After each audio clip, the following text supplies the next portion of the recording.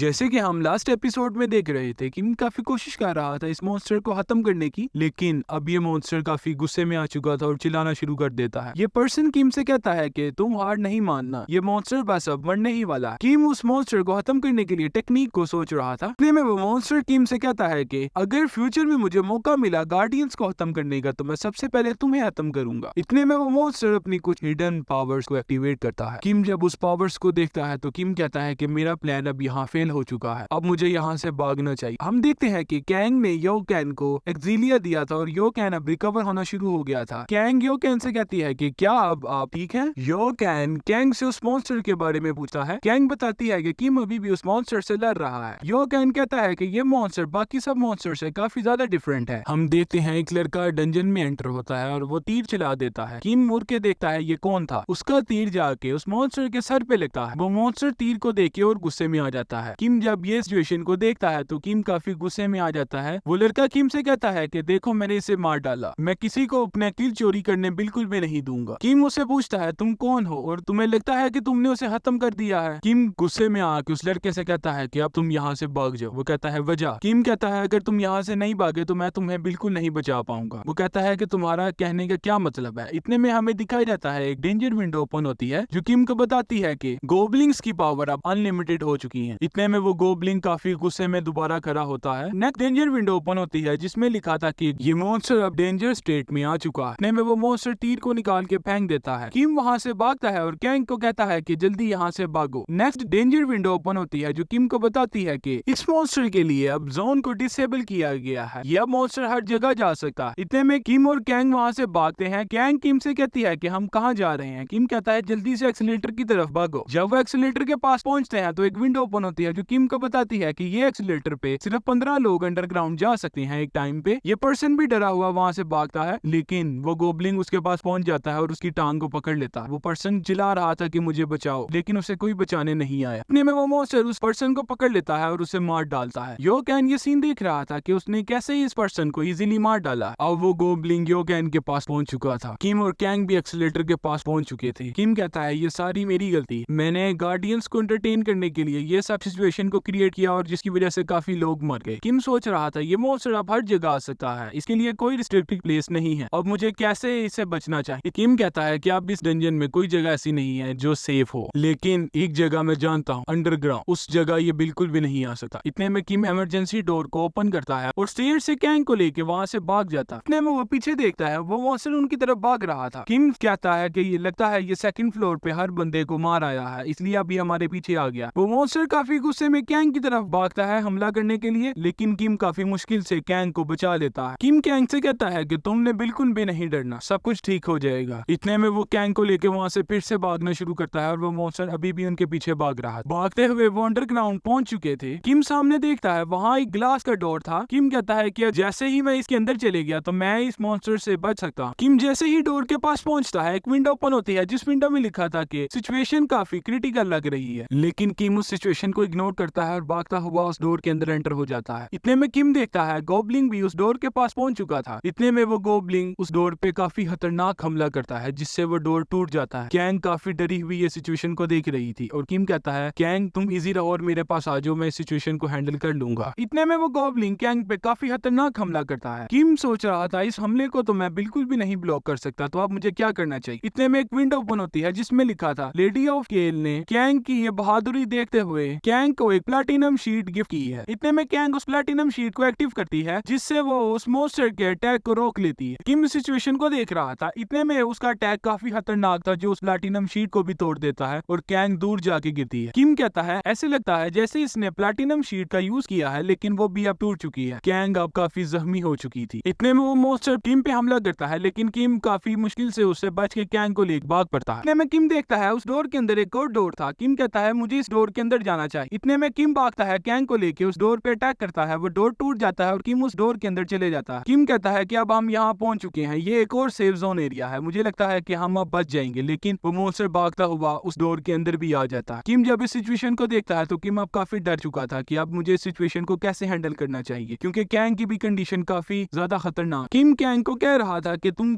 ठीक हो, लेकिन कैंग उसकी बात का जवाब बिल्कुल भी नहीं दे रही थी। इतने में किम एक्सिलिया एक्सेस करता है और किम कैंग को पिलाता है, लेकिन उससे भी उसे कोई फर्क नहीं पड़ता, वो नहीं उठती। इतने में वो गोबलिन गुस्से से उनकी तरफ आ रहा था। किम देखता है वो गोबलिन उसके पास पहुंच चुका था और हमला करने लगा था। इतने में वो गोबलिन काफी चिल्लाना शुरू करता है और वो गोबलिन खत्म हो जाता है। किम काफी हैरानगी से देखता है कि ये कैसे मर गया। इतने में एक विंडो ओपन होती है जो किम को बताती है कि मैजिक ट्रॉल अब खत्म हो चुका है। किम उसे देखता है, कहता है कि ये मैजिक ट्रॉल कैसे खत्म हो गया। इतने में ही वहाँ सीनिया आ जाती है। सीनिया कहती है, प्लेयर किम क्या आप ठीक हैं? इस गोबलिन को खत्म करने का अचीवमेंट आपको जाता है। अब ये ट्यूटोरियल कुछ देर के लिए पॉज हो चुका है और पूरा ट्यूटोरियल अब खाली है, कोई मॉन्स्टर नहीं। नेक्स्ट डिफिकल्टी सिचुएशन को और सर्वाइवर को देख के फिर होगी। इस डंजन में टोटल सर्वाइवर 5087। इसी हिसाब से आप नेक्स्ट डिफिकल्टी को लॉन्च किया जाएगा। नेक्स्ट विंडोज ओपन होती है जो किम को बताती है कि ट्यूटोरियल एंडर टाइटल यो कैन को जाता, क्योंकि सेकंड फ्लोर पे अभी तक सिर्फ वही जिंदा था और ये टाइटल उसे पहुंच जाता है। लेकिन किम उन सब विंडोज को और बातों को इग्नोर कर रहा था। किम कहता है कि सबसे ज्यादा जरूरी मेरे लिए अभी कैंग को बचाना। किम सीनिया से कहता है कि क्या तुम्हारे पास कोई ऐसा तरीका है जिससे मैं इस कैंग को बचा सकूं? सीनिया किम से कहती है, हाँ, लेकिन तुम्हें मेरे साथ एक एग्रीमेंट करना होगा। किम सीनिया से कहता है कि अभी मैं कैंग को बचाने के लिए हर हद तक जा सकता हूँ। मैं चाहता हूँ कि तुम मेरे आइटम शॉप के रैंक को अभी बढ़ा दो। किम के सामने विंडो ओपन होती है जो किम को उसका रैंक बताती है। किम अभी करंटली एक बिगिनर लेवल के रैंक पे था। किम सीनिया से कहता है कि तुम मेरा अभी के अभी रैंक अप करो ताकि मैं कैंग को बचा सकूं। सीनिया किम से कहती है कि क्या आप इस कॉन्ट्रैक्ट को सब्सक्राइब करना चाहते हैं? किम कहता है, हाँ, मैं इसे अभी के अभी सब्सक्राइब करना चाहता हूँ। इतनी देर में किम का रैंक अप हो जाता है और किम आइटम शॉप से 10 क्योर पोर्शन को असेस कर लेता है। उसके 4000 कॉइंस डिडक्ट हो चुके। ये कॉन्ट्रैक्ट किम और इस प्लेयर एडमिनिस्ट्रेटर सीनिया के दरमियान होता है। इस कॉन्ट्रैक्ट का फायदा गार्डियंस को काफी ज्यादा होता है, क्योंकि इस कॉन्ट्रैक्ट में किम को या कोई प्लेयर जो इस कॉन्ट्रैक्ट को करता है उसे गार्डियंस की हर बात माननी पड़ती है। तो इससे गार्डियंस को और ज्यादा एंटरटेनमेंट मिलती है। किम कहता है, अभी मेरे लिए जरूरी है कि मैं कैंग को बचाऊं। इस कॉन्ट्रैक्ट को हम बाद में देखेंगे। किम कैंग को क्योर पिलाना शुरू करता है और किम सोच रहा था क्या ये इसे बच जाएगी, और किम सोच रहा था कि इसने मुझे बचाने के लिए अपनी जान को खतरे में डाल दिया। अब मुझे अपने आप को भी गिरवी रखना पड़े, लेकिन मुझे इसकी जान को बचाना लाजमी है। किम कहता है कि इसे बचाने के लिए अगर मुझे अपना सब कुछ दांव पे लगाना पड़ा तो मैं लगा दूंगा, लेकिन मुझे इसे लाजमी बचाना। किम सब क्योर कैंग को पिला चुका था, लेकिन कैंग अभी भी नहीं उठ रही थी और किम अब काफी परेशान हो चुका था। किम कैंग को हिलाता है और कहता है कि कैंग उठो, लेकिन कैंग नहीं उठती। अब किम भी हिम्मत हारना शुरू हो गया था। इतने में ही कैंग आंखें खोलती है और किम की तरफ देखती है और किम से कहती है कि क्या मैं किम जिंदा हूँ? किम इतनी देर में इसे देख के खुश हो जाता है और किम कहता है, हाँ,